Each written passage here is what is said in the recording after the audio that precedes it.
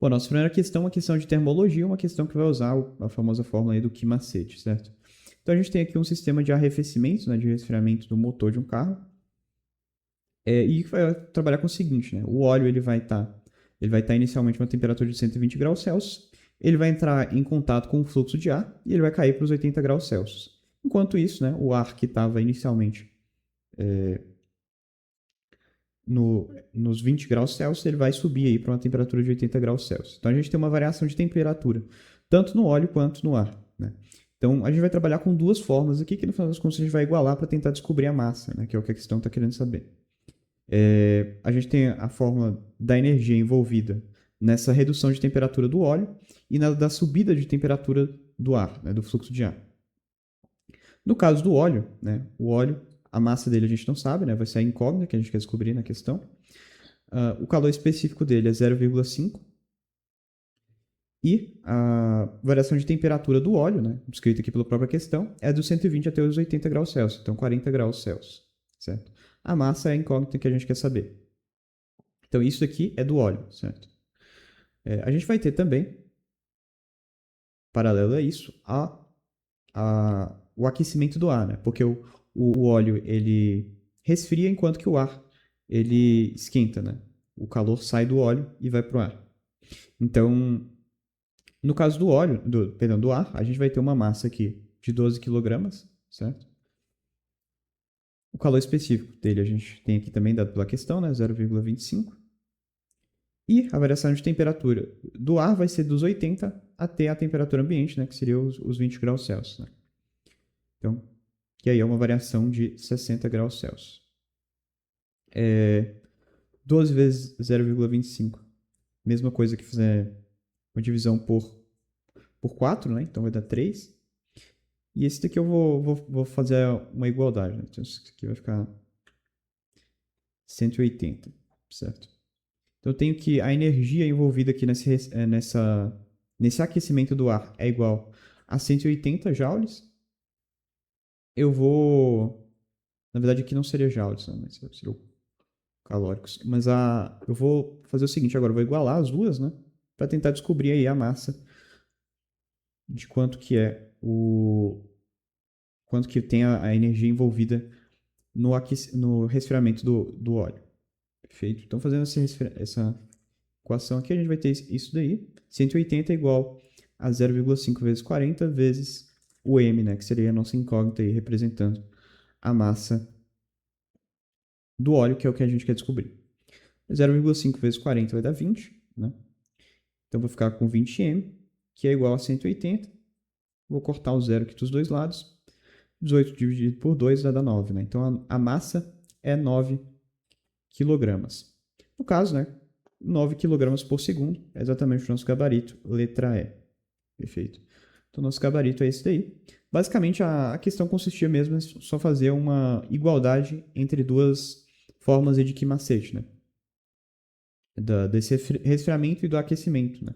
Então, o óleo ele resfriava, o ar ele aquecia, você igualava as duas, né? Porque a energia envolvida nas duas tem que ser a mesma, porque o calor de uma está saindo para a outra, né? Então, aí fazendo essa igualdade, né? Você ficaria só com uma incógnita, que no caso é a massa, resolveria a equação, encontraria o gabarito letra E. Os gabaritos aí, letra E. Bom, nossa próxima questão é a questão de circuito. A gente tem aqui um circuito elétrico de uma lâmpada de LED que tem duas partes e aí vai ter 12 LEDs. Né? Essa primeira parte aqui não importa tanto, mas é o seguinte, vai dizer, né, que uma lâmpada aí com 12 LEDs e cada um desses LEDs, né, possui 1,2 watts cada, né, será ligado a um circuito alimentador que fornece uma corrente fixa de 0,9 amperes. Além disso, cada LED produz uma queda de tensão de 4 volts. Né? Aqui, basicamente, a gente vai usar a fórmula da potência. Tá? A gente tem a potência, né? Potência é igual à intensidade da corrente vezes a tensão. Nesse caso aqui, a gente tem uma potência já dada pela questão. Né? A gente tem 12 LEDs, sendo que cada LED tem 1,2 watts. Né? Então é só a gente fazer, né? 12 vezes 1,2, que é 14,4. 14,4 é a potência.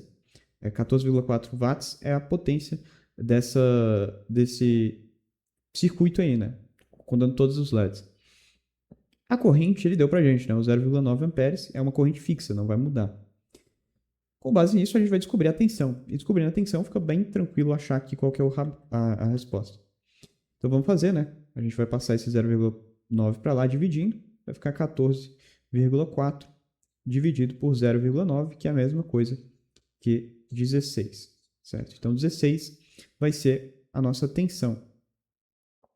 E a questão também nos diz que para cada LED, né, cada LED produz uma queda de tensão de 4 volts. Né? Então, se a gente tem uma tensão de 16 volts, né, e cada LED produz uma queda de tensão de 4 volts, então cada LED, né, a gente tem que ter, no caso aqui, 4 LEDs, né, fazendo, no caso, a divisão, né, 16 vezes 4, dividido por 4, né, igual a 4. Ou seja, a gente tem que ter 4 LEDs vamos dizer assim, na distância aqui da tensão, né, da diferença do potencial. Então, a gente tem que ter 4 LEDs aqui nessa distância, perfeito? Que é exatamente o que corresponde à letra B, perfeito? Então, a B aqui vai ser justamente, o nosso gabarito vai ser a que melhor que corresponde ao funcionamento desse circuito de LED, né? Usando só, com base nisso, a fórmula da potência mesmo.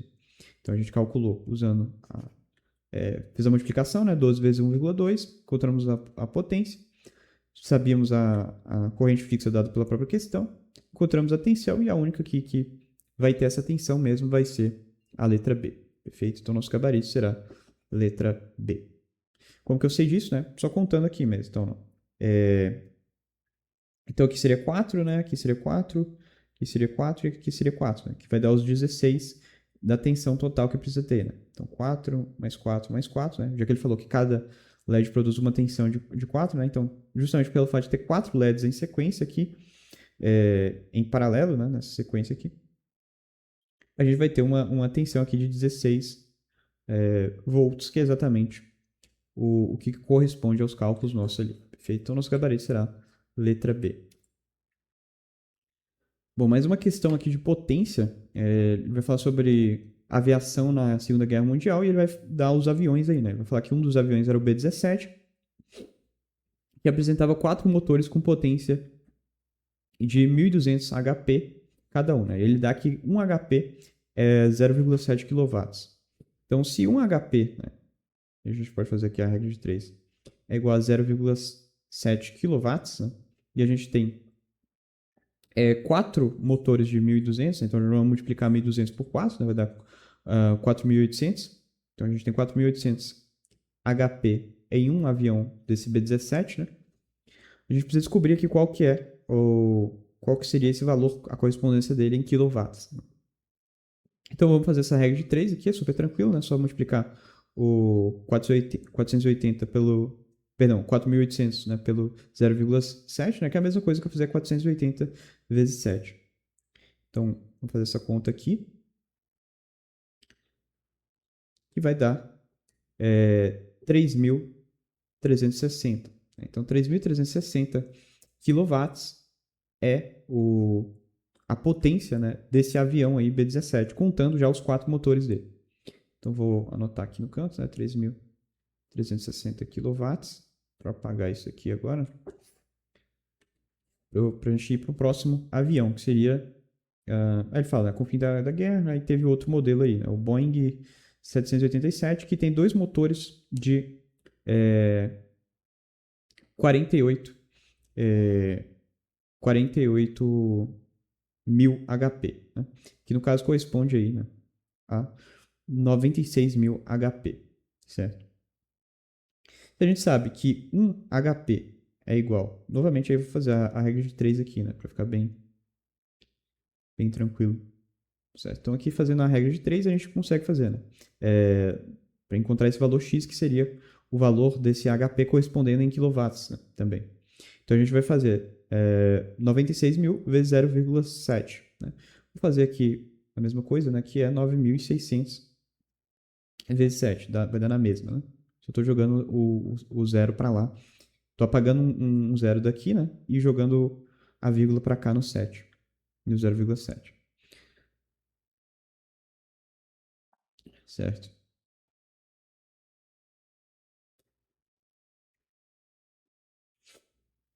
Então aqui a gente vai ter 67.200 quilowatts.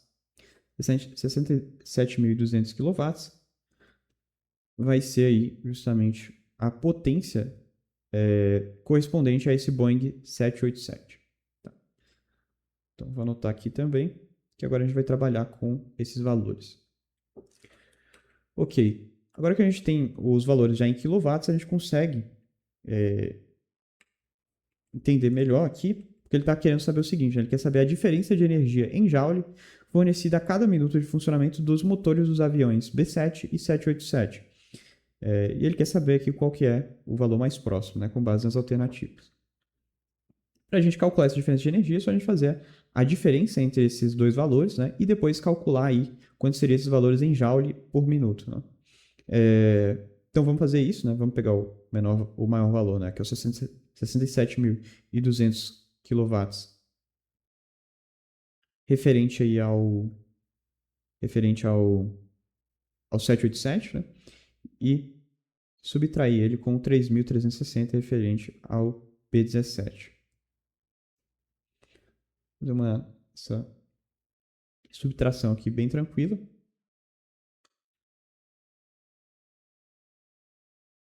A gente vai ter como valor aqui, certo? 63.840 quilowatts. Então, esse aqui seria a diferença entre esses dois, entre a potência desses dois aviões em quilowatt. Né? Agora, basta a gente encontrar esse valor aqui em joule, né? Considerando que a gente quer esse valor em 1 minuto, né? Porque ele fala aqui a cada minuto. A gente sabe o seguinte, né? Potência é igual à quantidade de energia dividido pelo tempo. Se a gente tem uma potência de 63.840 kW, né? Aí a gente sabe também, né, que potência é igual a energia sobre tempo, né? E energia é joule, ou seja, potência é igual a joule sobre tempo. Né? Então a gente tem aqui, na verdade, né, quando a gente fala de uma potência de 63.840 kW, a gente está falando de uma potência que tem, que basicamente realiza, né, 63.840 quilojoules a cada 1 segundo. Né? Ou seja, a gente tem esse valor, né, e com base nele a gente consegue encontrar quantos joules a gente teria em 1 minuto. Tá? Se a gente tem o valor por segundo, a gente consegue encontrar quanto de joule a gente teria aí por minuto. É só fazer uma regra de 3 bem tranquilo.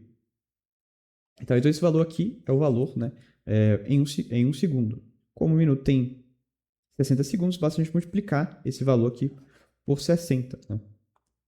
Então, vou estruturar isso aqui numa regra de 3 que fica mais fácil. Né? Vou colocar aqui kilojoule a cada 1 segundo, vou querer em 60 segundos. Quanto que é o valor de x? Né? Basta multiplicar aqui por 60 realmente. Né? Então, vou fazer aqui essa multiplicação, vou pegar só essa parte aqui e multiplicar por 6. Certo?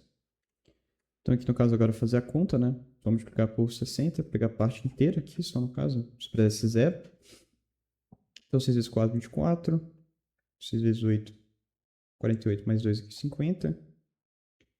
6 vezes 3, 18, mais 5, 23. E aí vai dar 36 mais 2, né? 38. Que vai dar um valor bem próximo, realmente, aqui da letra E, né? 3,83, né? Isso aqui considerando que tem que passar a vírgula, né? Por conta do... Porque aqui ele tá em notação científica, né? E a gente tem que considerar também que o quilo do quilojoule aqui, né? Que isso aqui seria um 10 elevado a 3 também, né? Já que o valor que ele está querendo é em joule e não em kilojoule. Então, teria que multiplicar por 10 elevado a 3 aqui ainda, né? Mas só olhando aqui as alternativas já daria para perceber que a letra E de fato é o valor aqui que corresponde ao gabarito, né? 3,83, não tem nenhum outro valor muito próximo disso. Se tivesse, aí a gente colocava na notação científica e aí acharia a resposta. Mas com certeza que o nosso gabarito será, portanto, letra E. Bom, aqui a gente tem uma questão de atrito estático, certo? Então a gente tem um caminhão que ele está em movimento, né? Ele está transportando esse bloco aqui que tem 38 toneladas, né? Ou seja, 38.000 quilogramas. E esse caminhão, ele está andando, né? Até que em determinado momento, esse caminhão da figura, em uma via horizontal plana, né? Uma rocha... não, sim, ele carrega uma rocha, ok.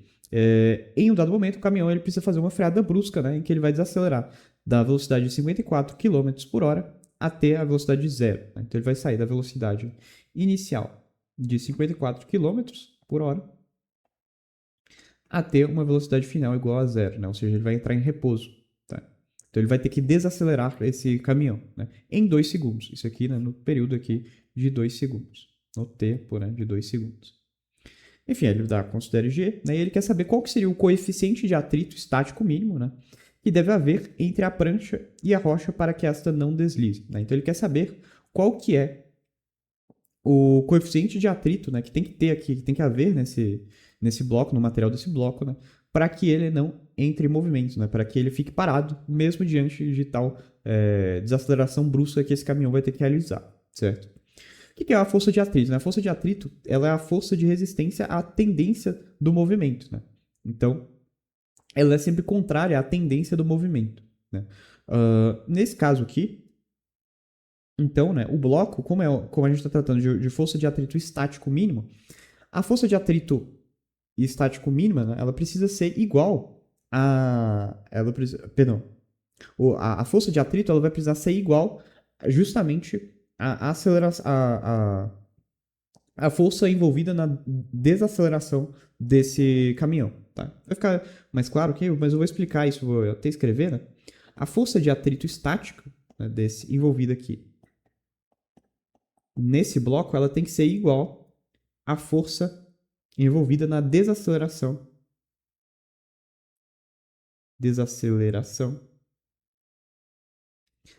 do caminhão. Tá? Por quê? Porque como o bloco ele tem que ficar parado, né?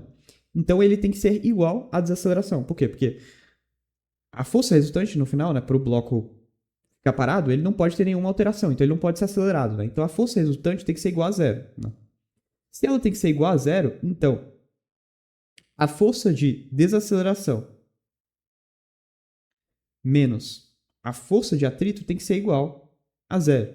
Né? A força resultante tem que ser igual a zero. Porque se for diferente de zero, se for maior do que zero ou menor do que zero, o bloco ele vai acelerar e ele vai sair do lugar. Né? E o que a gente não quer, é exatamente isso que a questão está propondo para a gente, que é que o bloco não mexa. Então a força resultante tem que ser igual a zero. Mas para ela ser igual a zero, então isso implica necessariamente que a força de atrito estático ela precisa ser igual, né, à desaceleração, pelo menos no caso mínimo, né, que é o caso que a gente está tratando aqui na questão, já que ele quer o coeficiente de atrito estático mínimo. Né.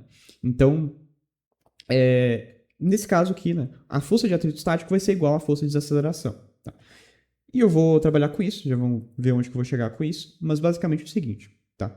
Então eu vou deixar isso aqui no canto, porque eu já vou trabalhar com isso. Tá? Mas é só para dar a ideia inicial aqui da questão. Bom, a gente tem essa desaceleração, né? Essa desaceleração brusca que o caminhão ele vai fazer, em que ele vai sair de 54 km por hora até uma velocidade de 0 km por hora. Eu vou transformar isso aqui em metros por segundo, tá? Por quê? Porque a gravidade está em metros por segundo e a aceleração, no geral, a gente trabalha com metros por segundo ao quadrado, né? Então, é bem melhor que eu transformar isso aqui em metros por segundo. Além disso, né, a gente tem o tempo em segundo, né? Até eu converter esse tempo aqui para hora, vai ficar um bololô aqui de contas, vai ficar muito ruim. Então, é melhor eu realmente transformar isso aqui em metros por segundo. Para fazer isso, basta eu dividir por 3,6, tá? Então, 54 dividido por 3,6 é a mesma coisa que 15, certo? E a aceleração? A aceleração a gente sabe que a aceleração é igual à variação da velocidade sobre o tempo. O nosso tempo ele é igual a 2, e a nossa velocidade final é igual a 0, e a velocidade inicial é igual a 15 metros por segundo. Né? Vou ter que colocar o metros por segundo aqui para ficar mais explícito, né? Que a gente já acabou de fazer a conversão aqui.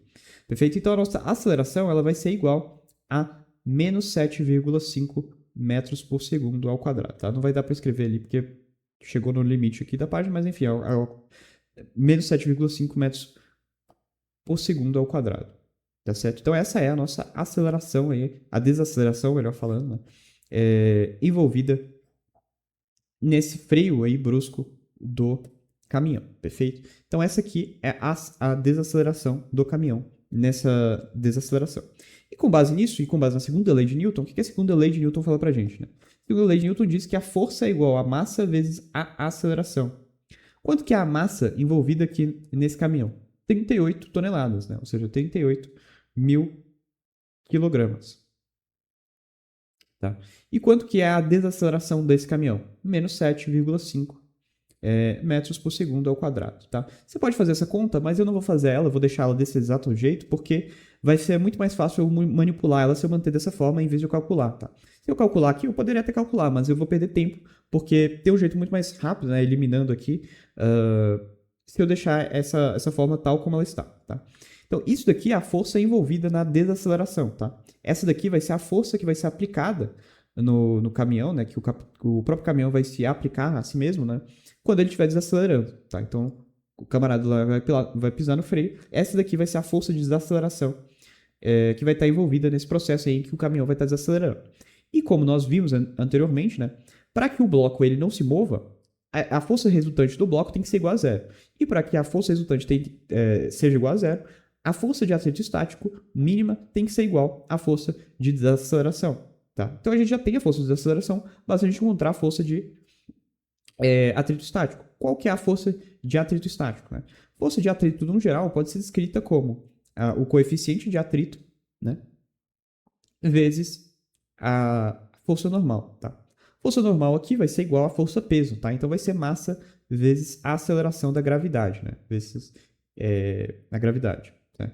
O coeficiente de atrito é justamente o que a questão quer saber. Né? Vai ser a nossa incógnita aqui. A massa vai continuar a mesma, né? 38. E por isso que eu falei para não calcular aqui, né? Porque a gente vai conseguir cortar esse 38 com esse daqui, né? Esses 38 mil. A massa é 38 mil quilogramas. E a gravidade é 10. Né? 10 metros por segundo, a aceleração da gravidade que ele deu aqui para a gente. Tá? Então isso daqui é a força de atrito. Tá? Agora eu vou deletar essas coisas aqui, porque está muito bagunçado, né? Mas a gente viu aqui, basicamente, então, que isso daqui, a gente tem agora, né, tanto o valor da... A gente tem tanto o valor da força de aceleração quanto a força de atrito, né? E as duas têm que ser uma igual à outra. Então, eu vou igualar essas duas equações aqui agora, né?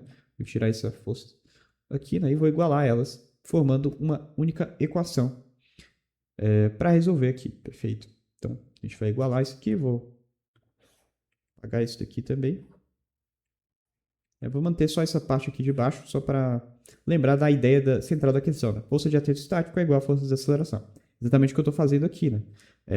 Aqui é a força de atrito, né? Isso aqui é a força de atrito estático. E aqui é a força... Perdão, circulei errado. Né?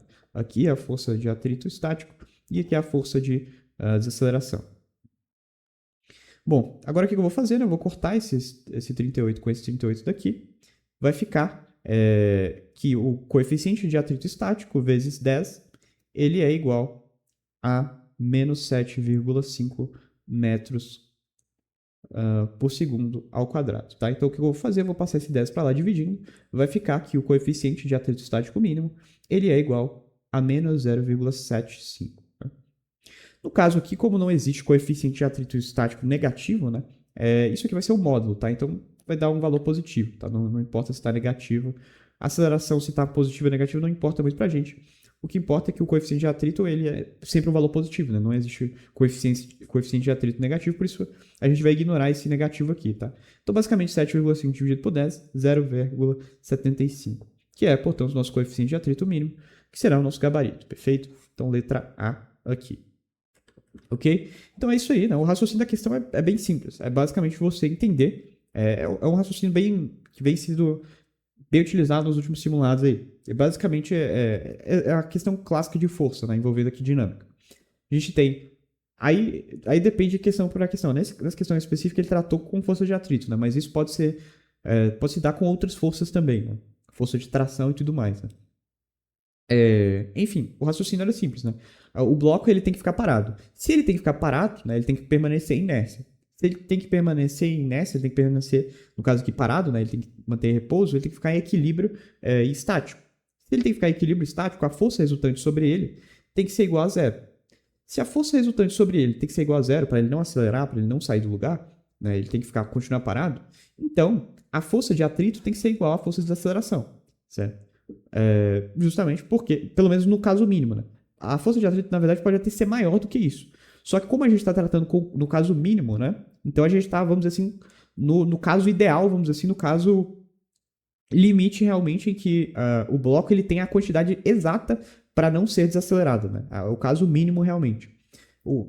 Em outros casos, né, a força de atrito ela poderia ser maior. Só que como a gente está tratando do caso mínimo especificamente, a força de atrito ela vai ter que ser igual à desaceleração, porque se ela for menor, né, do que isso, ela vai desacelerar. Ela vai acelerar, ela vai sair do lugar o bloco. Né? Então ela tem que ter no mínimo, né, como a gente está tratando do caso mínimo aqui, a força de atrito ela tem que ser igual à desaceleração para que a força resultante seja igual a zero e o bloco fique parado. Fazendo isso, né, a gente iguala as equações e descobre a nossa incógnita, que é justamente o coeficiente de atrito estático mínimo, que é o que a gente está querendo saber. E chegamos à conclusão aí, né? Letra A. Então, nossa próxima questão é a questão de hidrostática. A gente tem aqui, basicamente, uma situação em que ele dá uma tabela para a gente de diferentes densidades de diferentes materiais para determinar o comportamento das forças mecânicas em âncoras, tá? Fiz até um desenho aqui dentro de um experimento, tá? Então, ele basicamente pegou um experimento, ele colocou um tanque de água, colocou uma âncora no fundo desse tanque, né? Obviamente, pela densidade dela, ela vai ficar lá no fundo. E vai dizer o seguinte, né? O experimento foi conduzido da forma de colocar no fundo de um recipiente com água uma âncora de volume V de cada um dos elementos mencionados, né? De cada um dos elementos aqui da tabela, de forma a ficarem completamente submersos ao longo de toda a análise. E aí, ao fim do processo, ele quer saber, né, a relação aqui dessas forças mecânicas envolvidas em cada uma das âncoras aqui dos materiais, né? Bom, uma situação interessante é que como a âncora está exatamente no fundo desse reservatório aqui, que vai e ela está presa ali, né? A força resultante sobre ela é igual a zero, tá? Ela está parada, ela está em repouso. E nesse sentido, o que está atuando sobre ela? Está atuando, obviamente, a força peso dela, né? Que a âncora ela tem um peso, obviamente. Como ela está no fundo, né, do reservatório, ela está em contato, então ela tem uma força normal, né? Que atua aqui sobre ela. Vou colocar essa força aqui em verde, né? Que será essa força verde, vai ser a força normal. E, claro, nós temos também o empuxo, jogando ela para cima também. Só que, né, nós sabemos que a força resultante tem que ser igual a zero, porque ela está em repouso. Ou seja, e como os vetores aqui eles estão opostos, né? A força peso ela tem que ser necessariamente igual à força do empuxo mais a normal, tá? Por quê? Porque peso menos empuxo mais força normal tem que ser igual a zero, tá? Porque a força resultante tem que ser igual a zero. Ou seja, o peso ele é igual ao empuxo mais a normal em todos esses casos aqui de cada um dos materiais. E isso ajuda bastante a entender a questão aqui, porque agora a gente sabe quais são as forças que estão em jogo. No caso do empuxo, né, o que é empuxo? Empuxo é igual a densidade do meio vezes o volume vezes a gravidade. É a aceleração aqui. Nesse caso, a gravidade para todo mundo é a mesma. E o volume, segundo a própria questão, também é o mesmo. E a densidade do meio também é a mesma. Ou seja, o empuxo para todos os materiais aqui vai ser o mesmo. Então não vai haver diferença de empuxo. O único fator que vai diferenciar de material para material vai ser a força normal. Tá? Com base nisso, já daria para eliminar uma série de alternativas aqui. Por exemplo, a letra A que fala que o aço apresentou maior força de empuxo do que a do ouro. Isso é falso porque a força de empuxo é a mesma para todas com base aqui no que a gente calculou. Né? O empuxo igual a densidade do meio vezes volume vezes gravidade, que é igual para todo mundo aqui nesse caso. Né? Aço apresentou a mesma força de empuxo. Pode ser a letra B, né? Ela fala que a força de empuxo é a mesma. Letra C apresentou a mesma menor força normal. Letra D também fala de força normal, por enquanto não dá para eliminar ela. E a letra E também já dá para eliminar, porque ela fala de menor força de empuxo. Não tem como ser menor, porque a força de empuxo é a mesma para todo mundo. Já que a densidade do meio, que é a água, é a mesma para todo mundo. O volume, segundo a própria questão, é o mesmo, né, de cada uma das âncoras. E a gravidade, é claro, é a mesma para todas. Então o empuxo é a mesma para todo mundo. O único fator que vai mudar realmente vai ser a força normal. Com base nessa equação que a gente construiu, né, de que o peso ele é igual ao empuxo mais a normal, a gente pode jogar esse empuxo para a esquerda, né, e dizer que a força normal ela é igual ao peso menos o empuxo. Certo? Então a força normal ela é igual a peso menos empuxo. Dado isso, a gente pode calcular aqui qual que é o material que tem a maior força normal e avaliar cada uma dessas alternativas aqui. Já dá para concluir, né, que a letra B é a correta, porque a letra B fala que o aço apresentou a mesma força de empuxo que a platina. Como nós vimos, né, o empuxo ele é o mesmo para todos os materiais. Então, já daria para concluir que a nossa gabarito é a letra B. Mas vamos analisar essas forças normais aqui para ver, para eliminar, né, a C e a D aqui enquanto alternativas. Vamos lá, né? A letra C vai falar que o ouro apresentou menor força normal do que o bronze. Tá? Ouro, né, que tem 19,3 de densidade, apresentou menor força normal do que o bronze, que tem 8,7. Tá? Só que essa letra C ela não faz sentido. Por quê? Porque o peso, no caso aqui, né, ele é massa vezes aceleração, por causa da gravidade. Né? E no caso, né, a força normal vai ser maior de quem tiver maior massa. Né? Então, o ouro, pelo fato dele ter maior massa, né, por ele ter uma densidade maior, ele consequentemente vai ter uma força normal maior. Tá? Então, é falso que o ouro apresente uma força normal menor. Porque se o peso do ouro é maior, né, então a força normal dele, por consequência, também vai ser maior, segundo a equação aqui. Né? Então, o ouro não pode ter uma força normal menor do que a do bronze. E o mesmo raciocínio se aplica aqui para o chumbo, na letra D. Né? Chumbo apresentou maior força normal que a platina. Isso é falso, porque o chumbo ele tem 11,3 gramas aqui, enquanto que a platina tem 21,5, ou seja, a platina é mais massiva do que o chumbo, certo? E se ela é mais massiva, ela vai ser mais pesada na nossa equação aqui. Então, a força normal dela também vai ser maior do que a força do chumbo, e portanto não pode ser a letra D também. Então, o gabarito só sobraria realmente a letra B, que é a única aqui que daria para ter concluído já com base na questão do empuxo. Né? O empuxo é o mesmo para todos. Bastaria ver a fórmula do empuxo novamente. Né? Densidade do meio vezes o volume vezes a gravidade. A gravidade é a mesma para todo mundo, o volume é o mesmo para todo mundo, a densidade é o mesmo para todo mundo. Logo, o empuxo de todos esses materiais é o mesmo. E, portanto, a letra B, que diz exatamente isso, né, que o empuxo do aço é o mesmo do que a da platina, será o nosso gabarito. Então, aqui a gente tem uma questão de cinemática que ele vai dizer o seguinte, né? A gente tem um sistema de válvulas de uma indústria aí, que funciona segundo esse gráfico aqui, né? Com esquema de chave que abre e fecha com velocidade variável, com base nesse gráfico aí. Ele diz, né, o processo de fechamento e abertura corresponde a 3 etapas, né, essas 3 etapas aqui, né, em que ele sobe, fica constante depois dessa, que precisam ter sua velocidade controlada por um sensor, impedindo danos ao aparelho. O sensor instalado tem um aviso pré-configurado que é acionado quando a velocidade da chave for 100% maior que a velocidade média do movimento. Assim, a velocidade limite do sistema sem o acionamento do sensor deve ser de aproximadamente. Bom, então ele quer que a gente calcule, né, qual que seria essa velocidade limite do sistema aí, que vai ser acionada, né, quando a velocidade da chave for 100% maior que a velocidade média do movimento. Bom, com base nisso, a gente precisa basicamente calcular qual que é a velocidade média desse movimento aqui e depois multiplicar ele por 2, né, que seria o 100% maior que ele pede aqui. Bom, para fazer isso, basta a gente calcular o ΔS, né, e o tempo a gente já sabe, né, que são os 8 minutos, porque velocidade média é basicamente isso. Né? Velocidade média é ΔS sobre T. Então, sabendo o ΔS disso daqui, fica muito fácil calcular a velocidade média, já que a gente já tem o tempo. Né? O tempo são os 8 minutos. Bom, ele deu um gráfico para a gente de velocidade sobre tempo. Tá? E um gráfico de velocidade sobre tempo, a gente sabe que o gráfico dele, né, a área do gráfico dele é igual ao ΔS, tá? Que seria a integral. A integral dele. Né? No caso, essa área aqui que fica debaixo desse gráfico velocidade sobre tempo, ele é igual ao ΔS. Como que eu sei disso? Pela própria fórmula da velocidade média. Tá? Velocidade média é igual a ΔS sobre T. Então, se eu passo para lá, né, esse T, eu vou ter que velocidade vezes tempo é igual a ΔS. Ou seja, a velocidade vezes o tempo é igual ao ΔS. Certo? Nesse caso aqui tem um detalhe, porque aqui a velocidade está variando. Tá? Então, como a velocidade está variando, não vai ser simplesmente eu multiplicar o valor da velocidade sobre o tempo. Né? Eu tenho que calcular a área. Porque senão vai dar o valor errado aí. Okay? Então, a gente vai calcular basicamente essa área aí desse gráfico e descobrir qual que é o ΔS dele. Né? Como eu falei, essa integral aqui, essa área desse gráfico vai dar para a gente o ΔS, que é um fator crucial para a gente calcular a velocidade média. Né? ΔS sobre T é a velocidade média.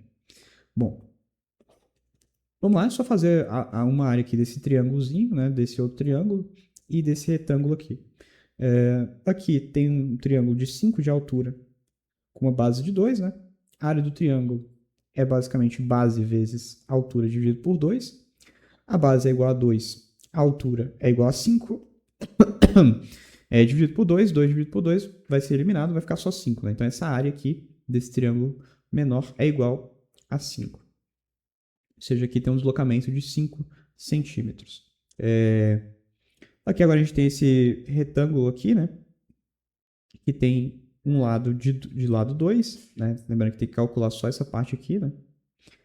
Sobre uma altura 5, 2 vezes 5, 10. Né? Então, aqui 10 centímetros. E por fim, a gente tem esse triângulo aqui, que tem base 4, né? 4 até 8. 8 menos 4 deve dar 4. Altura 5, então vai ser uma área de triângulo. Base vezes altura, base igual a 4, altura igual a 5, dividido por 2. 4 dividido por 2 vai dar 2. Então vai dar 10 centímetros aqui o ΔS dessa área desse triângulo.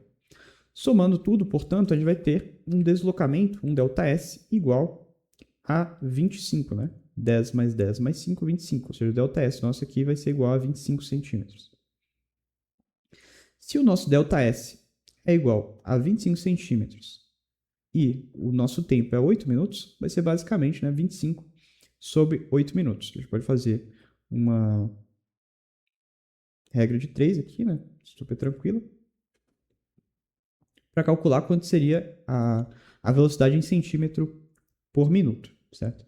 Isso aqui vai ser basicamente você fazer 25 dividido por 8, né? Que vai dar aqui 3 vezes 8, 24, né? Vai sobrar 1 aqui, passar a vírgula, ficar 10, né? 2 vezes 8 vai dar 16, não, perdão, aqui tá errado, né? Tem que ser 1, né? 8 vezes 1, 8 vezes 1, 8, né? 10 menos 8 vai sobrar 2. Vou colocar agora sim o 2, né? 16, vai sobrar 4. E aqui vai fechar a conta nossa, né? 3,125 vai ser aqui o deslocamento em 1 minuto, certo? Ou seja, essa daqui vai ser justamente a nossa velocidade, a velocidade média, tá? Que ele está pedindo na questão. Ou seja, 3,125 centímetros por minuto, essa é a velocidade média total aqui desse gráfico, certo?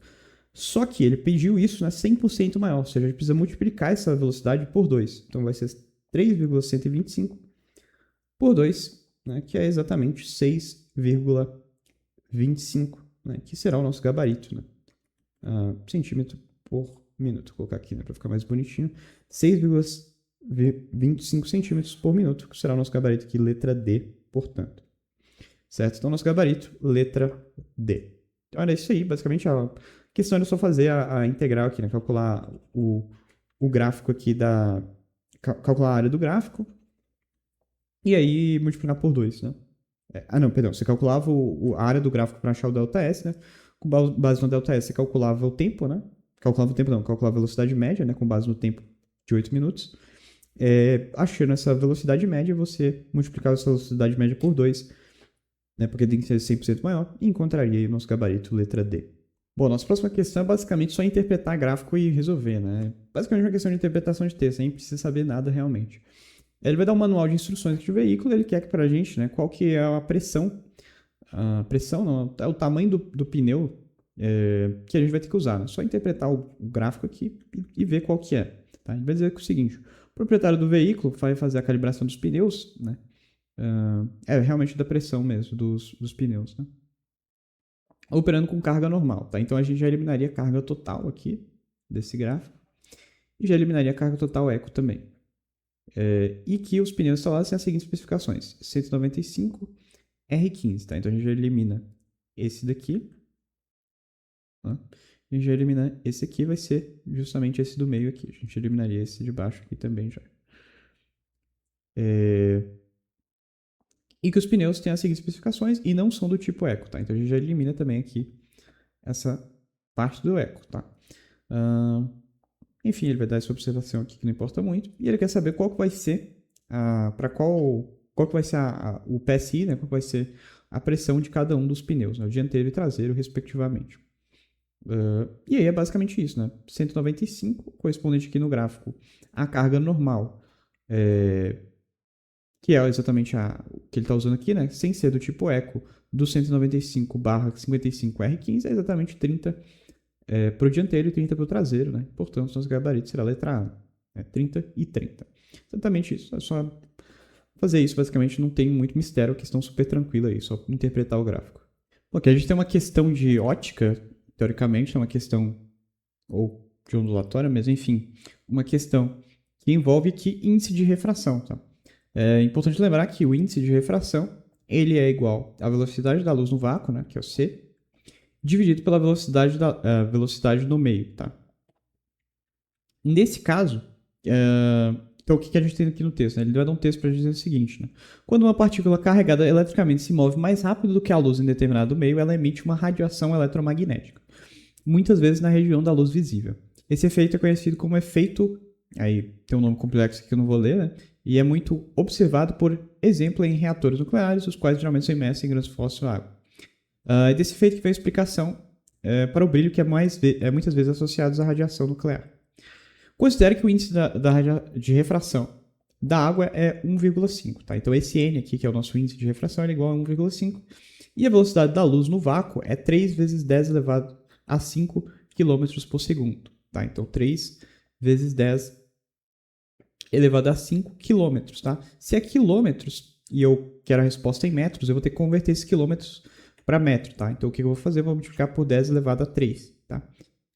Portanto, né, aqui a gente vai ter 10 elevado a 8. Ok? Vou tirar aqui já para deixar tudo organizado. Tá? Então, 3 vezes 10 elevado a 8 metros por segundo. Isso aqui é a velocidade da luz no vácuo. Né? E ele quer saber qual que é a velocidade no meio. Tá certo? De modo aí que essa partícula, né, ela apresente esse efeito aí, tá? Que é simples, né? É só a gente encontrar o valor de V aqui na equação, ok? Então a gente faz cruzado aqui, né? 1,5 vezes V é igual a 3 vezes 10 elevado a 8, né? E eu vou ficar V é igual a 3 vezes 10 elevado a 8 dividido por 1,5, tá? 1,5 vezes 2 é igual a 3, tá? Então posso cortar aqui e vai ficar 10 elevado... Perdão, 2 vezes 10 elevado a 8 metros por segundo. Isso aqui vai ser a velocidade aí. Portanto, né, que essa partícula deve apresentar para que, na água, né, para que ela tenha a velocidade maior do que a luz, né, nesse meio. Para ter todo esse efeito aí, que ele descreve aqui no texto. Ok? Então, nosso gabarito será a letra D. Tá? Tem uma pegadinha aqui, né? O gabarito é realmente a letra D, né? Mas tem uma pegadinha que algumas pessoas podem ter marcado a letra A e ao se esquecerem, né, de transformar o quilômetro para metro, tá? Porque se você não colocar o 10 elevado a 3, né, que eu fiz ali no começo da questão, aí a resposta daria a letra A, né? O que seria errado, tá? Porque a resposta estaria em quilômetros se você fizer sem colocar o 10 elevado a 3, né? Então tem uma pegadinha aí. Mas tirando isso, é uma questão super tranquila mesmo. Bom, aqui agora a gente tem uma questão envolvendo a eletricidade, que é uma questão que tem uma grande pegadinha aqui. Na verdade, é uma grande... A questão sem isso, ela seria muito fácil. Seria muito fácil não ser uma questão tranquila, né? Uma questão média. Mas, no entanto, ela tem uma grande pegadinha, ela tem um grande pulo, né? Que acaba pegando muita gente. Por isso, eu acho que é a questão mais difícil aqui da prova, talvez, de física, porque tem uma grande pegadinha aqui. E o raciocínio para você encontrar, para você saltar essa pegadinha, vamos dizer assim, para você driblar essa pegadinha, é um raciocínio um pouco chatinho, né? Mas não é nada muito complexo, não. Só é chato mesmo. Bom, a gente tem aqui, né, em uma região próxima ali do Equador, um proprietário de uma residência que ele quer instalar, alterar o método de aquecimento de sua piscina com dimensões 8x4, tá? Então ele tem uma piscina lá no terreno dele que é 8x4. Ou seja, tem 32 metros quadrados, né? 8 vezes 4, 32 metros quadrados, né? De forma a economizar com os gastos com energia. Escolher a energia solar como opção resolve seguir a regra dos 3/4 para a escolha do painel solar. Ou seja, o painel deve apresentar 75%, ou seja, 3/4, né, da área total da piscina. Bom, então ele vai instalar, né, um painel. tem que ser menor, né? Tá, vou colocar assim, vai. E aí ele vai instalar um painel aqui de energia solar para aquecer a água aí da piscina, ok? E é dito que esse painel ele tem que ter 3/4 da área da piscina, tá? Então, se a área da piscina é 32 metros quadrados, tem que ser 3/4 disso, né? Vamos fazer isso então, né? 32 vezes 3/4. Eu vou dividir o 32 por 4, né? Vai dar 8. 8 vezes 3 vai dar 24 metros quadrados. Tá? Então, a área da placa aqui que ele vai usar vai ter 24 metros quadrados. Até então, tudo tranquilo. Ele vai dizer aqui também que a energia térmica, a conversão da energia solar em energia térmica é 40%, né? Ou seja, essa placa solar aqui ela vai ter uma eficiência de 40%, tá? Isso é importante a gente lembrar. A gente vai usar isso mais para o futuro. Vou deletar essa questão aqui da piscina, a gente não vai usar mais isso, perfeito? Então eu vou escantear essa questão da placa. E vamos agora ao problema da questão em si, né? Porque a gente vai ter, né? Ele vai querer saber aqui, né? Ele vai dar esse gráfico para a gente. O gráfico que indica a relação entre a radiação e o ângulo entre a luz incidente e o painel solar, tá? Porque é o seguinte, supondo, vamos dizer assim, um plano totalmente plano, né? Realmente 90 graus aqui, né? Então tem um solo totalmente plano mesmo na linha do Equador, 90 graus Celsius, né? Totalmente plano. Se a placa fosse instalada aqui, né? Então, supondo que eu vou desenhar a placa, né? Essa aqui seria a placa solar. A gente tem aqui o Sol aqui em cima, né? O Sol ele vai incidir aqui nessa placa com um ângulo, né? Fazendo um ângulo aqui de incidência da luz de 90 graus, né? Então aqui ele vai incidir aqui perfeitamente sobre a placa, né? Certo? Então ele chega aqui incidindo aqui com 90 graus Celsius. E nesse sentido, seria isso, basicamente, né? Seria um ângulo aqui de 90 graus Celsius, a gente pegaria no gráfico aqui 90, 80 watts por metro quadrado, a gente faria as contas aí para ver quantos joules tem em 20 minutos, considerando essa potência aqui, aí ia ter que colocar os 40%, enfim. E a gente seguiria a questão normalmente. No entanto, né, a questão vai nos dar que esse plano, essa fazenda desse proprietário aí, ela tem uma inclinação, um terreno com inclinação de 30%. De 30% não, de 30 graus. E que o Sol que os testes estão sendo realizados ao meio-dia. Ou seja, o Sol ele está realmente aqui nessa região. Né? Ao meio-dia ele está no pino mesmo. Ele está ele está exatamente ali no centro. Né? Então ele chega incidindo aqui com 90 graus. Isso aqui que eu fiz, esse desenho, eu esqueci de dizer isso, né? Esse desenho que eu fiz ele considerando o meio-dia, exatamente, né? Quando o Sol está exatamente ali, chegando incidindo a 90 graus Celsius num plano, né? Só que aí, né, aqui agora a gente tem que considerar essas duas coisas. O raio vai chegar a 90 graus Celsius, no entanto, a gente está num terreno com 30, com uma inclinação aí de 30 graus Celsius, tá? Então seria mais ou menos se a gente tivesse o seguinte terreno, né? A gente tem esse terreno aqui, ó, tem uma inclinação aqui de 30 graus Celsius, tem aqui a placa, né? Então tem aqui a placa, eu tenho aqui o Sol, né? E é o seguinte, né? O Sol ele vai chegar incidindo novamente a 90 graus, né? Porque a gente está considerando aí a gente está considerando o meio-dia, né? Então o Sol ele está exatamente no meio. Só que tem um problema, né? Porque tem uma inclinação aqui de 30 graus Celsius.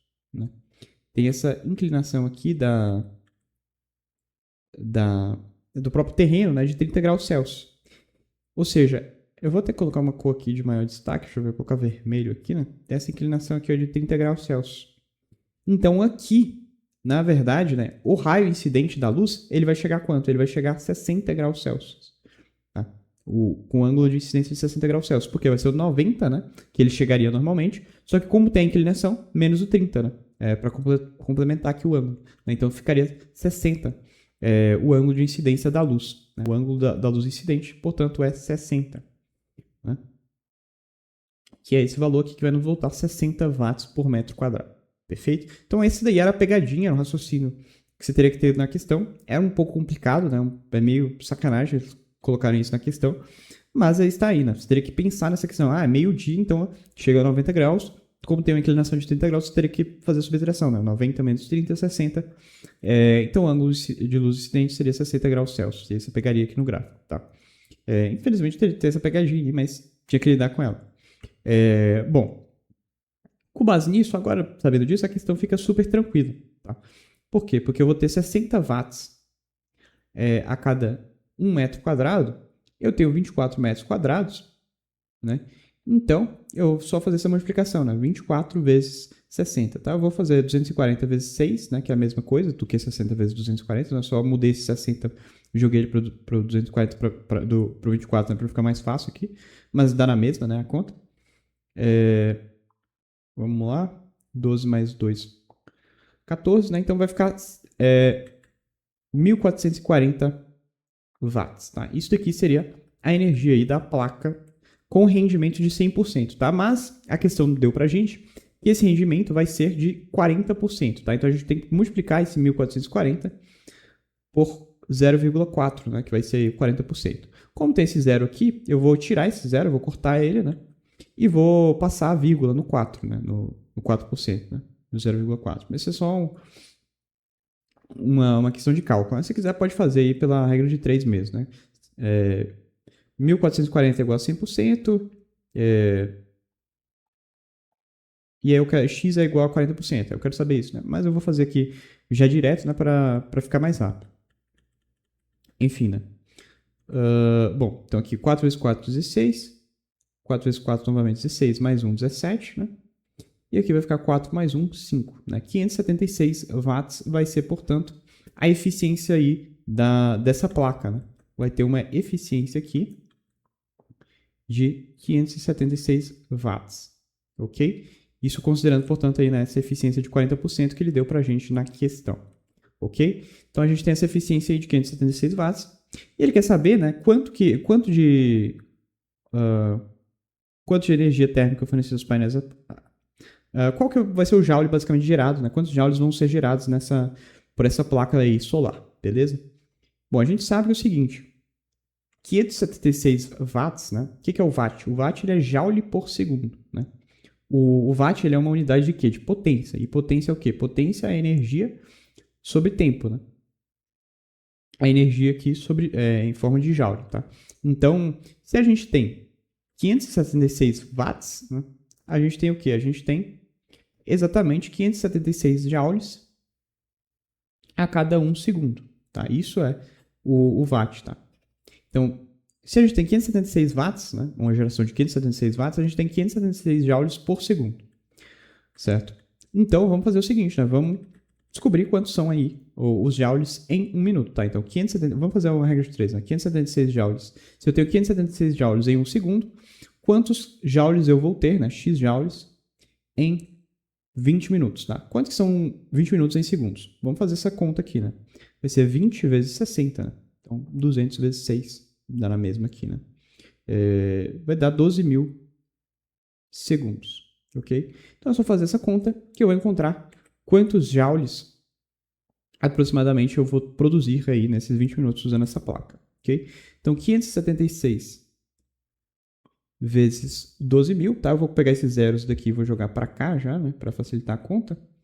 Vou passar aqui para cá, né? E vou multiplicar só por 12 para ficar mais fácil. Aí vai tranquilo aqui, né? 14 mais 1, 15. 10 mais 1, 11. E aqui agora é super tranquilo, é só 1. E a gente vai obter aqui o nosso gabarito com base nisso, ok?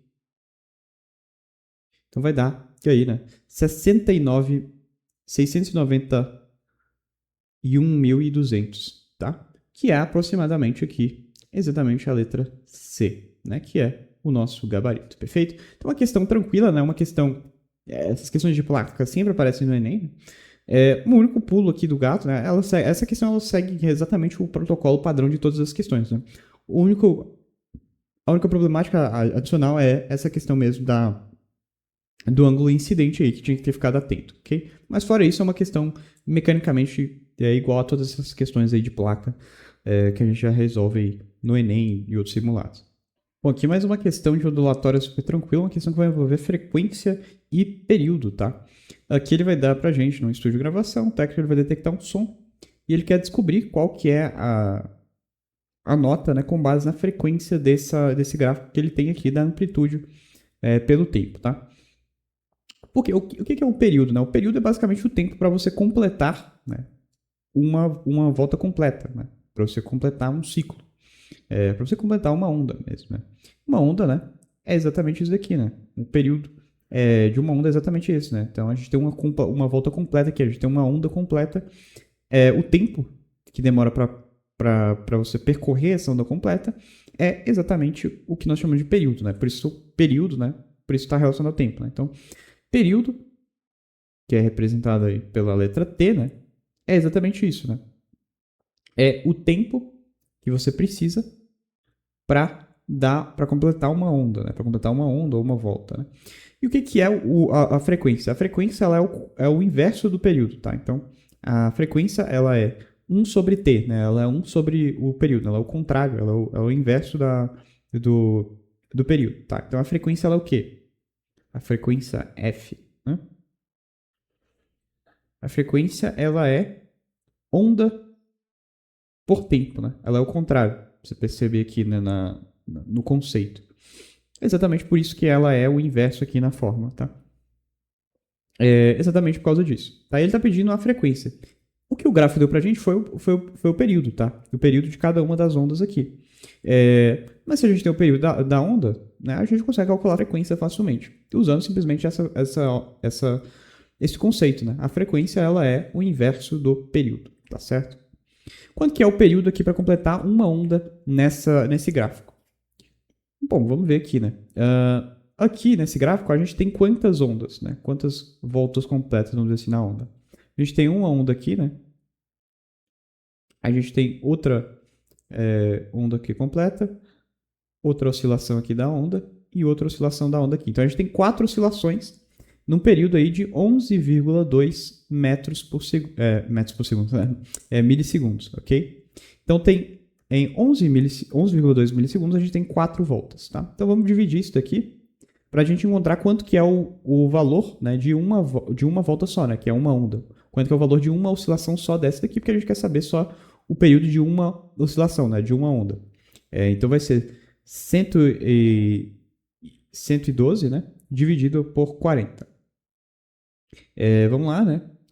Aqui vai ser 2, né? 2 vezes 40 vai dar 80. Vou fazer a subtração. Ficar 32. Passar a vírgula, né? E vai dar aqui 2,8, tá? Então, cada oscilação dessa tem um período aí, cada onda, né? O período, né, o nosso período vai ser igual a 2,8, tá? Isso aqui vai ser isso em milissegundos, no caso, né? Porque é o tempo que ele está em milissegundos. Então, para percorrer uma oscilação de onda, né? Para a gente fazer uma oscilação de onda, a gente vai ter que percorrer um período aí de 2,8 milissegundos, ok? E agora fica fácil encontrar a frequência, tá? A frequência ela é o inverso disso. A frequência é 1 sobre 2,8. E como a frequência, né, ela se dá em segundos, a gente não pode usar milissegundos, tá? A gente tem que converter esses milissegundos para segundos. Então a gente vai ter que colocar aqui, né, o 10 elevado a menos 3, tá? Por causa dos milissegundos, né? Só multiplicar por 10 elevado a menos 3 que a gente converte milissegundos para segundos. E a gente vamos fazer agora aqui, né, essa divisão, né? Vai ficar 1 sobre 2,8 vezes 10 elevado a menos 3. Como que eu vou fazer isso aqui, tá? Eu vou passar esse 10 elevado a menos 3 para cima, né? Então, se eu quiser passar ele para o numerador, é só eu multiplicar o exponencial dele, né, por menos 1. Então, ele vai ficar 10 elevado a 3, né? Vezes 1 sobre 2,8, tá? Então, vamos calcular só o 1 sobre 2 elevado a... o 1 sobre 2,8, né? Que a gente vai encontrar aqui o valor da frequência. Bom, vamos fazer isso, né? Vai ser 10, dividido por 28. E vai ser 0, né? Para dar igual a 100. Isso aqui vai dar igual, mais ou menos, aí a 0,357, pelo que eu calculei, né? Pronto, tem que ficar fazendo o cálculo aqui em cima, mas vai dar mais ou menos isso aí, né? 0,357, né? Multiplicando pelo 10 vezes 10 elevado a 3 vai dar, né, aproximadamente, portanto, 357 Hz, tá? Porque a frequência ela se dá em Hz, que é muito próximo aqui, né, realmente, do 352 referente ao Fá, tá? Então, a nossa nota musical será o Fá, perfeito? Então, o nosso gabarito é letra C. Então, ela é uma questão super tranquila, né? Ela só exigia você dominar o conceito aí de frequência e de período, tá? Sabendo disso, ficava super tranquilo aqui fazer a questão. Mesmo a questão do milissegundo, né, que eu coloquei o 10 elevado a menos 3 lá, isso foi só um luxo, tá? Porque se você fizer essa conta mesmo que totalmente porca, né, você, sem colocar o 10 elevado a menos 3 lá, pelo resultado, mesmo que desse muito quebrado, né, e ia ficar com zeros a mais, né, você perceberia que daria um valor bem próximo do Fá, né? Então, nosso gabarito, sem dúvida, é letra C. Bom, aqui a gente tem mais uma questão de eletricidade envolvendo os painéis. É uma questão essa que é muito mais simples do que a outra, né? Deixa eu fazer as contas aqui mesmo, tá? É o seguinte, a gente vai ter uma instalação aí de painéis em que a promessa é o seguinte, né? De uma produção de 100 watts a cada 1 hora em 1 metro quadrado de painel, tá? Então, a cada 1 metro de painel em 1 hora, ele produz 100 watts. E ele pergunta, né? Qual que seria a energia economizada se fossem instalados 4,5 metros quadrados, tá? Bom, se 1 metro quadrado, né, produz 100 watts, né, em 1 hora, então 4,5 metros quadrados, né, vou fazer uma regra de 3 aqui bem simples, né, 4,5 vezes 100 é igual a 450 watts, tá? Então, então 4,5 metros quadrados produziria 450 watts, ok? Isso é tranquilo, 450 watts, portanto, seria a produção aqui, se fosse instalado, né, 4,5 metros quadrados desses painéis solares, a qual fosse exposta sob as condições citadas a um tempo diário de 6 horas de insolação durante 60 dias. Tá? E aí que entra a famosa... Aqui é bem tranquilo, né? Porque é o seguinte, a gente vai multiplicar, né, 450 watts. Se em 1 hora, né, eu produzo isso, né, que ele deu pra gente, né, essa produção por hora, né? Se em 1 hora eu produzo isso, então, em 6 horas vai ser quando, né? Só multiplicar novamente, né? 450 vezes 6. 450 vezes 6, vamos fazer essa conta aqui. 24, perdão, 6 vezes 4, 24. Eu já dei a resposta antes de falar. 270. 270 não, 27, né? 2.700 watts. Tá? Então, 2.700 watt hora vai ser a nossa produção, né, em um dia. Isso aqui é em um dia. Né? E agora, novamente, é só multiplicar isso aqui. Né? Se isso aqui é em um dia, é só fazer a multiplicação disso aqui por 30, né, para descobrir qual vai ser a produção disso aqui em 30 dias. Né? Vou fazer a regra de 3 de novo. Tá? Então aqui perceba que é só fazer a regra de 3. Né? Então vai ser 2.700 vezes 30, né? Eu vou colocar o zero do 3 aqui, do 30 aqui já, né? Para ficar mais fácil. Vou ficar aqui.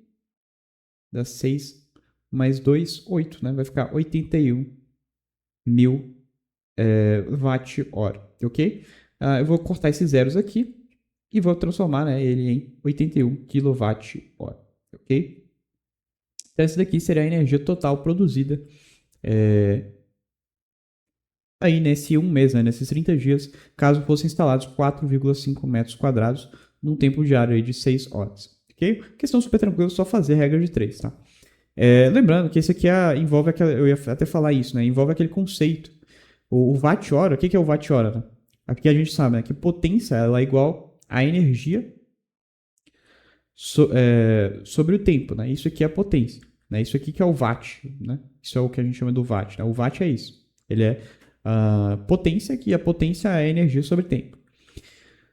Quando a gente joga esse tempo para lá, né, na fórmula, a gente fica potência vezes o tempo, e isso daqui é igual a energia, tá? Potência é o quê? É o watt. E o tempo ele é o quê? Ele é a hora, né? Então, o watt-hora, né? O watt-hora ou quilowatt-hora, tanto faz, ele é uma medida de energia, tá? De quantidade de energia de produção. Tá? Às vezes as pessoas podem confundir isso. Às vezes eu vejo as pessoas confundindo watt-hora como se o watt-hora fosse a potência, tá? Não, o watt-hora não é a potência. O watt-hora ele é a energia, a quantidade de energia, né? Produzida, tá? Você poderia usar essa fórmulazinha aqui também para resolver essa questão, né? Então, só refazer tudo, daria para fazer ela também usando esse conceito aqui de watt-hora, né? Mas isso é só uma explicação aqui para evitar confusões, né? Não confundam isso, né? Watt-hora é energia, quantidade de energia, e a potência ela é só o watt, né? Perfeito? Mais uma questão aqui de ondulatória super tranquila, é uma questão que a gente vai usar a equação fundamental da ondulatória, né? Velocidade é igual ao comprimento de onda vezes a frequência, em que a gente tem aqui, né, um dos pontos muito importantes, inclusive daria para resolver essa questão sem nem fazer conta nenhuma, porque isso aqui é uma coisa bem citada, né? Que ele fala, é uma questão até legal, né, sobre o Big Bang.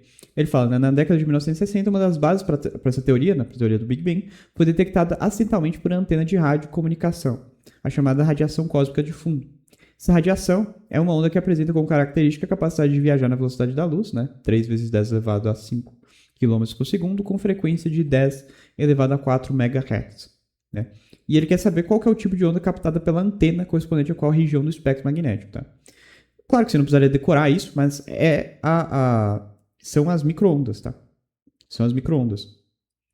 As microondas, elas são essa radiação cósmica de fundo aí que foi usada para detectar o Big Bang. Tá? Isso é amplamente citado. Né? Geralmente, sempre que falam de Big Bang, falam isso. As microondas lá da radiação cósmica de fundo foi o que deu origem à teoria. Né? Pelo menos eu me lembrei disso quando eu fiz a questão aqui. Mas, enfim, claro que você não precisaria decorar isso, até porque tem aqui os dados para você calcular. Perfeito? Como que a gente vai calcular isso? Aqui, essa questão, ela tem novamente aquela pegadinha, né, da velocidade da luz, que a velocidade da luz está em quilômetros por segundo, tá? Como a resposta está em metros, a gente precisa transformar isso aqui em metro, tá? Como que eu faço isso? Só multiplicar por 10 elevado a 3, tá? Então, a velocidade da luz aqui, na verdade, né, é 3 vezes 10 elevado a 8 metros por segundo, tá? Essa aqui é a velocidade da luz, tá? Porque seria 3 vezes 10 elevado a 5 vezes 10 elevado a 3, tá? Então, eu tenho... Vou escrever isso aqui para ficar mais evidente, né? 10 elevado a 5 km por segundo, né? Para transformar esse quilômetro em metro, né, é só multiplicar por 10 elevado a 3, né? Porque ele corta esse quilômetro aqui, né? E aí eu vou ficar, né, obviamente, com 3 vezes 10 elevado a 8 metros por segundo. Tá? Isso aqui é a velocidade da luz em metros por segundo. Basicamente, eu converti de quilômetros para metros, tá? Simplesmente isso. Por quê? Porque a resposta está em metros, tá? A ordem de grandeza daqui do comprimento de onda está em metros. Por isso que eu tive que converter. Bom, essa daqui é a velocidade da luz, tá? Então, basta eu jogar essas informações aqui agora na relação fundamental aqui da ondulatória, na fórmula fundamental da ondulatória, ok? Então, a velocidade, né? A velocidade da luz, 3 vezes 10 elevado a 8 metros por segundo. Isso daqui é igual ao comprimento de onda, né? Que é a incógnita que a gente quer descobrir na questão aqui, né? Vezes a frequência. A frequência que ele deu pra gente, que é 10 elevado a 4 MHz, tá? Megahertz é o quê? Megahertz é a mesma coisa. Megahertz aqui. Esse mega aqui ele é a mesma coisa que 10 elevado a 3 também, tá? Então eu poderia substituir esse mega aqui para eliminar, né? Como a gente está trabalhando com as unidades padrão do sistema pro sistema de unidade, né? Então a gente vai eliminar esse mega aqui, né? Vamos tirar ele. E vamos colocar um 10 elevado a 3 aqui, né? Para ficar em hertz, para ficar certinho.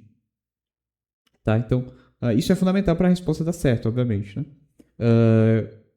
4 mais 3, 7, né? 10 elevado a 7 hertz vai ser aqui a frequência, tá? Então, 10 elevado a 7 hertz vai ser a frequência vezes o comprimento de onda. O que eu vou fazer, né? Eu vou passar esse 10 elevado a 7 para cá, né? Dividindo.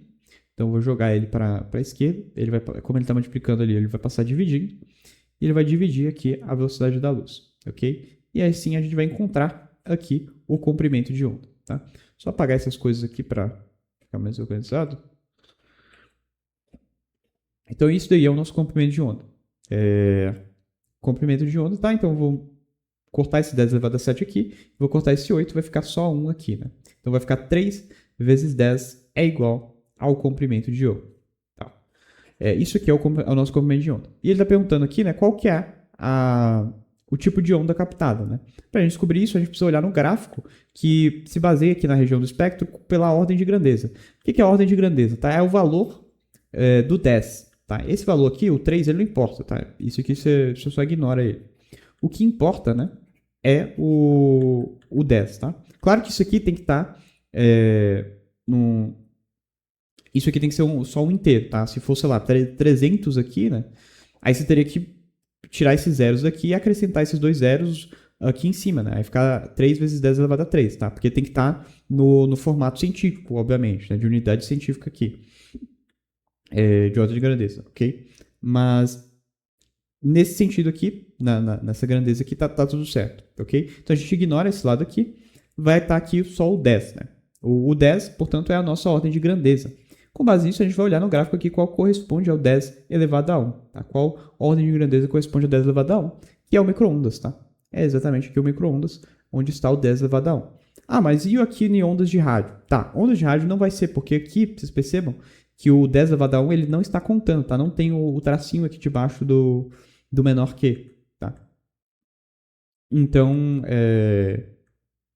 então o 10 elevado a 1 aqui ele não está contando. O que ele está contando é aqui no micro-ondas, tá? Porque aqui tem o tracinho embaixo, né? Então eles consideram o 10 elevado a 1 aqui, ok? Perfeito, então nosso gabarito será micro-ondas, letra C.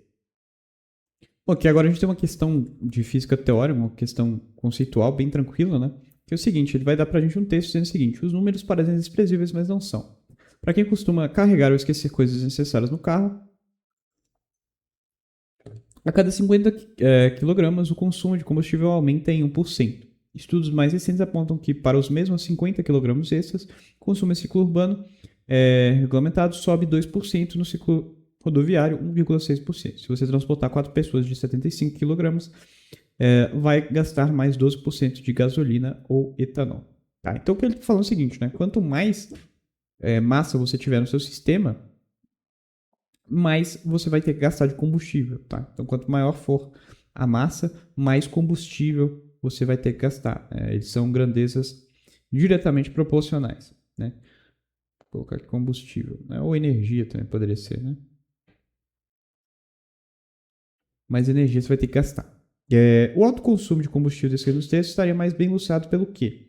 Pela primeira lei de Newton, pela segunda, pela terceira, pela lei zero da termodinâmica ou pela primeira lei da termodinâmica. Bom, vamos fazer uma recapitulação aqui. A primeira lei de Newton é o quê? A primeira lei de Newton é a lei da inércia, né? Vou colocar só inércia, mais fácil. Inércia, tá? Que diz o seguinte, né? Se um corpo está parado, se um corpo está em repouso, ele tende a continuar em repouso.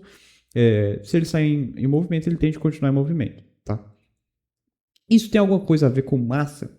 Não, absolutamente nada a ver com massa, tá? A inércia ela trabalha com a ideia também, né, de equilíbrio dinâmico, né, e equilíbrio estático, tá? Que é basicamente o ponto em que a força resultante é igual a zero, tá? Então, são movimentos, ou estado de repouso, né, que é o caso do equilíbrio estático, em que uma coisa está parada, né, e sobre ela não atua nenhuma força, né? Então ela não acelera, então ela continua nesse estado de repouso. E tem o equilíbrio dinâmico, no caso é quando uma coisa está em movimento, né? E sobre ela não atua nenhuma força resultante, então ela tende a continuar em movimento. Né? Esse seria o equilíbrio dinâmico, é exatamente o princípio da inércia, ok? A gente tem a segunda lei de Newton, que diz, né, que força é igual a massa vezes a aceleração. E aqui a gente tem uma ligação muito importante, porque a gente está ligando aqui massa com exatamente o que foi dito no enunciado. Né? Quanto mais pessoas, né, vocês percebam, ele fala o tempo todo de quilogramas, que são medidas de quê? De massa. Né? Então, quanto mais massa eu tenho, mais energia eu vou precisar gastar. Tá? Por quê? Porque quanto mais massa eu tenho, mais força eu vou ter que fazer. Né? Exatamente relacionado aqui com a segunda lei. Ok? Porque o sistema ele fica mais pesado, obviamente eu vou precisar de mais força. Ele fica mais massivo, eu vou precisar de mais força para transportar aquele sistema. Então, nosso gabarito com certeza será letra B, né? Segunda lei de Newton, que é exatamente o princípio que diz que a força é igual à massa vezes a aceleração. Né? A gente precisa de força para mover esse carro, para fazer ele acelerar. Né? Então, a gente obviamente vai gastar mais. A gente vai gastar mais energia quando tiver mais massa, né? Que é exatamente o que o texto está falando para a gente. Então, claramente aqui, segunda lei de Newton. Terceira lei de Newton vai falar de ação e reação, né? Então, para toda ação existe uma reação no sentido contrário, né? Que não tem nada a ver aqui, né? A gente não está falando de vetor, né? Que é o que mais se relaciona, por exemplo, com a terceira lei de Newton, né? Não tem relação com massa propriamente, então não é o ponto aqui também. Lei zero da termodinâmica é o equilíbrio térmico, né? A lei zero da termodinâmica diz, né, que se eu tenho um corpo que tem a mesma temperatura que o outro corpo B, né, e esse corpo B ele é igual ao corpo C, então a temperatura do corpo A ela é igual também ao corpo C, né?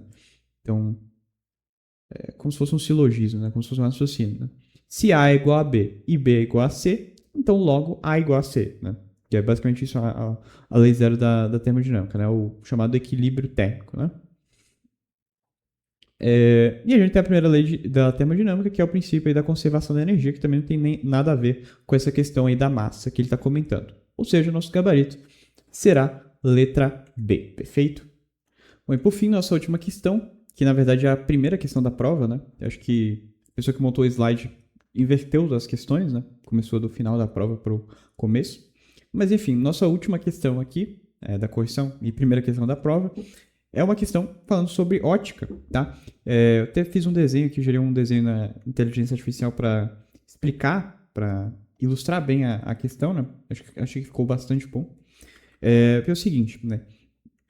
A gente tem um pulso de luz, como relógios são capazes de medir os batimentos cardíacos. O segredo para o funcionamento desses aparelhos está em uma palavra um pouco complicada. Aí tem essa palavra aqui que eu não vou ler, né? Que é complicada, que significa basicamente usar a luz para medir o fluxo sanguíneo. Pulseiras e relógios inteligentes se valem da técnica para escanear as entranhas do seu pulso. Em linhas gerais, eles contam com pequenos LEDs na parte inferior, né? Seria esse LED aqui. Aqui fica encostado na pele, que emitem luz verde ou vermelha. Os diferentes comprimentos de ondas desses emissores ópticos interagem de maneiras distintas com o fluxo com o sangue que flui pelo pulso. Depois, essa onda é captada pelo outro sensor no relógio localizado ao lado do emissor óptico, né? Então, a gente tem o relógio aqui, né? Então, perceba que a luz verde ela sai daqui, né? Ela vai lá nas hemácias, depois ela bate e ela volta, né? Ela volta aqui para o sensor óptico. E no sensor óptico, ela reconhece a onda em si, né? E como que esse relógio ele usa disso, né? Para detectar o sangue, para saber o batimento cardíaco, para saber como que está o fluxo de sangue.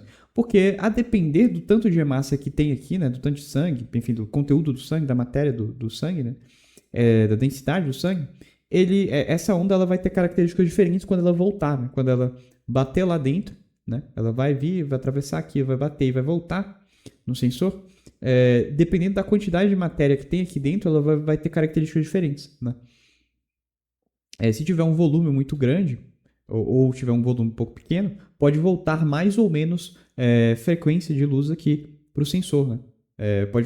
Pode voltar um volume maior ou menor, um comprimento diferente para o sensor, né? Então, o sensor, com base nisso, ele consegue identificar qual que é a questão do sangue, perfeito? E qual que é o princípio óptico que está sendo utilizado aqui? Exatamente a reflexão, né? Por quê? Porque a luz, a onda ela está indo e ela está voltando, né? Isso é o conceito de reflexão, né? Eu tenho uma luz que incide, ela vai lá, né? Bate em alguma coisa, né? E ela volta, né? Isso é o conceito de reflexão, tá? Muitas pessoas podem ter confundido com refração, porque refração envolve, né, exatamente a mudança de meio, né? E teoricamente aqui a gente tem uma mudança de meio de fato, né? A luz ela está saindo desse meio aqui, que sei lá, o ar, né? Ela entra na pele, ela passa pelos tecidos subcutâneos, ela passa pelos vasos sanguíneos. Enfim, isso tudo de fato tem uma refração, né? A luz ela está atravessando diferentes índices de refração, ela está atravessando diferentes meios, tá? Só que teria que se atentar que o comando da questão está pedindo o processo de detecção dos batimentos, tá? E o processo de detecção desses raios é baseado no quê? É baseado na reflexão, tá? Então, embora haja, de fato, uma refração aqui das ondas, né? Porque elas atravessam índices de refração diferentes, né? Meios diferentes. No entanto, o que possibilita a detecção do relógio em si, a detecção propriamente, é a reflexão, tá? Não é que não ocorra a refração. Ocorre a refração, mas ela não é o que possibilita o processo de detecção, tá? O que possibilita esse processo é o fato da luz ir e voltar, né? Que é justamente a luz refletida, né? Perfeito? Difusão não faz sentido algum, né? difração também não, e polarização ainda menos. Né? Então, nosso gabarito com certeza aqui seria letra A. Perfeito? Então, essa foi nossa última questão. Então, é isso aí. Até a próxima e falou!